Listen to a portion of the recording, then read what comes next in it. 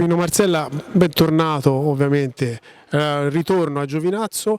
Si è vista un Giovinazzo che ha tenuto la partita in bilico fino alla fine qua a Grosseto, è il sintomo che quello deve essere lo spirito della sua squadra per cercare di salvarsi. Sì, i ragazzi hanno fatto quello che dovevano, sono stati bravi a tenere la partita sotto un certo piano, primo tempo, difesa bella tosta e ripartenze che peccato non hanno portato qualche gol, perché sennò sarebbe diventata una partita un po' più semplice. Poi alla fine abbiamo rincorso, sono stati anche bravi a pressare, a rubare palla per andare a fare gol. Peccato per questa un po' mancanza di cattiveria sotto porta e poi l'errore più grande sul 2-2, ho fatto entrare Amato per compattare ancora di più la difesa e 10 secondi abbiamo preso gol, vabbè l'ultimo è chiaro, abbiamo provato.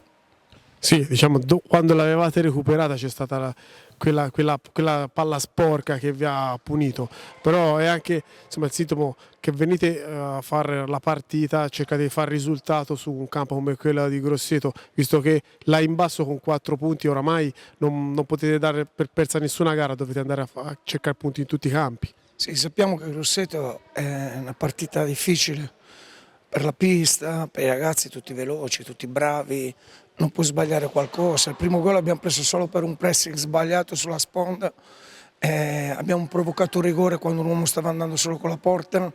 Questi sono errori che dobbiamo ancora eliminare, però non posso dire niente. Davvero hanno tenuto duro, qui a Grosseto sarà difficile prendere punti e noi alla fine ci eravamo quasi riusciti. Con questo spirito continuiamo, un po' più d'ordine e soprattutto un po' più di cattiveria sotto porta. E poi quando il risultato è fatto, a 3 minuti dalla fine non si può far arrivare una palla lì sul secondo palo. Allora noi abbiamo dato il benvenuto di nuovo a un grande come Pino Marcella. Cosa ti ha riportato sulla panchina del Giovinazzo? L'amore per questa squadra è un pezzo di me e quindi mi sono lasciato convincere perché amo la FP come nessuno. Allora in bocca al lupo e diciamo, crepi il lupo per questa impresa che deve aspettare il girone di ritorno e quello di salvare il Giovinazzo. Viva il lupo, ce la faremo sicuramente.